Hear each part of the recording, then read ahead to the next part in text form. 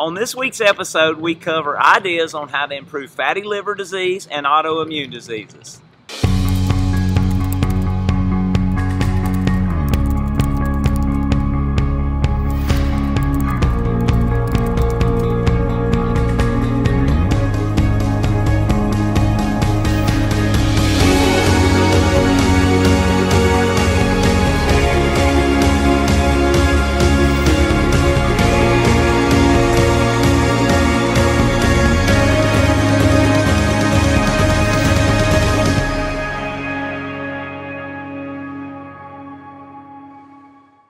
Hello and welcome to episode 4 of the Lifestyle Construction Show. We're here today in Asheville, North Carolina, and we're filming from a different location, obviously. And we are here because we're competing in a CrossFit competition tomorrow. While we're here, we're going to do the show. The first question comes from Jim. Jim asks, what is the best diet for fatty liver? Jim, fatty liver is actually one of the most unknown diseases in America, but yet one of the most prevalent. About 90 million Americans actually have fatty liver disease. And we think of fatty liver as being too much fat around the liver, and it is. Anytime the weight of the liver has more than 5 to 10% fat around it, that can be very problematic for a lot of reasons in our health, and certainly will not lead to optimal health. The ironic thing is that eating the right fats does not cause fatty liver, but carbohydrates and sugars actually cause the fatty liver issues. And in particular, fructose causes fatty liver issues because fructose can only be metabolized through the liver. Glucose can be used throughout any cells in the body, but fructose is specific to the liver.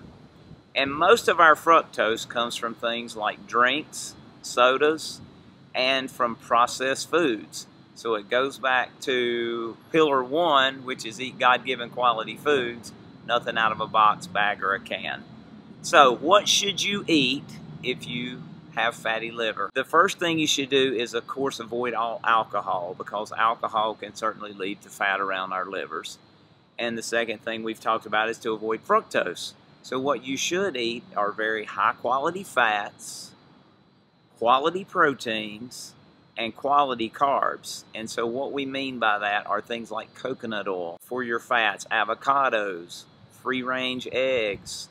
Those kind of things would be great to help control blood sugar and help you avoid eating more processed foods. Then the second thing that we can do is make sure we're getting good quality grass-fed beef and free-range chickens that aren't fed any hormones or antibiotics can certainly be beneficial. Thirdly, plenty of green veggies and cruciferous vegetables, specifically like broccoli, Brussels sprouts, asparagus, can be very good to help detoxify the liver. And lastly, there are 2 supplements that can really be very beneficial, and they are alpha-lipoic acid, which helps rebuild new liver cells and helps produce glutathione in the liver, which can help combat the fatty liver. And also silymarin, or most people know it as milk thistle, can be very beneficial in helping detox the liver.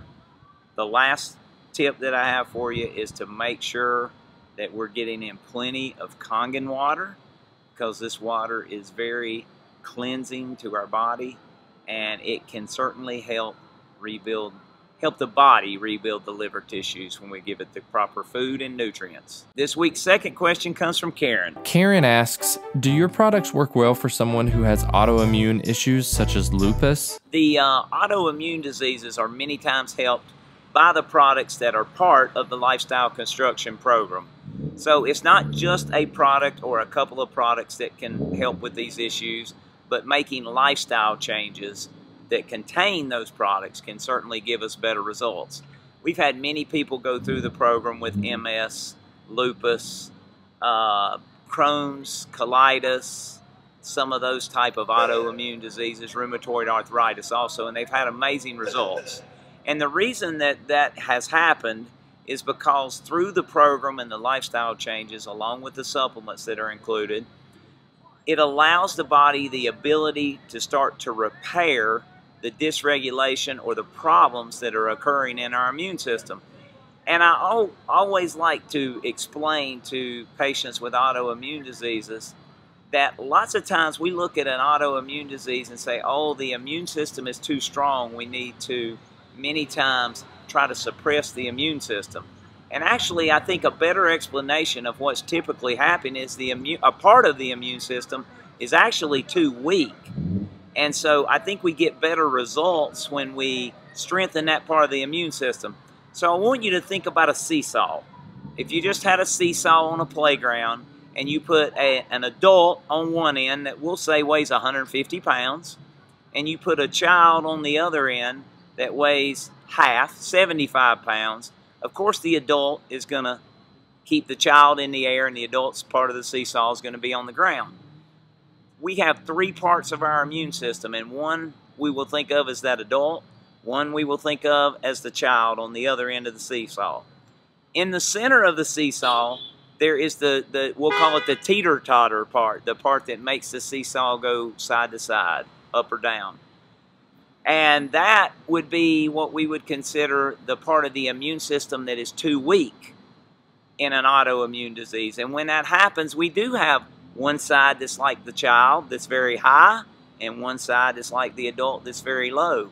So when we can start to give the body the foods and the nutrients and the things that it needs to repair that teeter-totter part of the seesaw, we can level everything back out, and typically the inflammation will start to improve, their symptoms will start to improve, and everything will get better. So that's an awesome question. Autoimmune disease is really increasing in the United States. I see a lot of people with those problems, and the program can certainly help. Tip of the week for week 4 of the Lifestyle Construction Show is one that may seem a little different for a lot of us, because a lot of us won't take the time or don't take the time to do it, and are not aware of a lot of the benefits. So today we're going to talk about taking just a few minutes each day to journal, actually to write on paper with a pencil or a pen, not typing in a computer, not typing in a phone, but actually writing our thoughts down in the morning and in the evening. We're going to talk about specifics, but there's actually evidence that shows that this can certainly help us be better at what we're trying to accomplish, more likely to meet our goals. For example, you can take a couple of minutes every morning to clear your thoughts, take and write down your top 3 things you would like to accomplish that day. This will give you a roadmap throughout the day and help you be more productive. The other thing that would be awesome if you would add to those 3 things is just one thing that you are thankful for in the morning, and then every evening you can take another 2 minutes or less and write 3 things that you're thankful for at the end of the day. This will be a great stress reliever also at the end of the day, and if you follow our tips for sleep from last week, it'll be another step in helping you just prepare yourself to go to sleep. So just really think for 4 or 5 minutes max a day, 2 or 3 in the morning, 2 or 3 in the evening. 3 things, very simple, very easy, that can do 3 things that will really help you. It can help you be more productive during the day.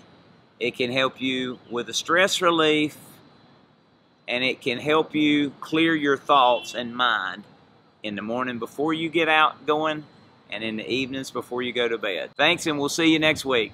Remember to like our Facebook page, subscribe to our YouTube channel, and please leave your comments for questions so we can answer what's important to you. Thanks.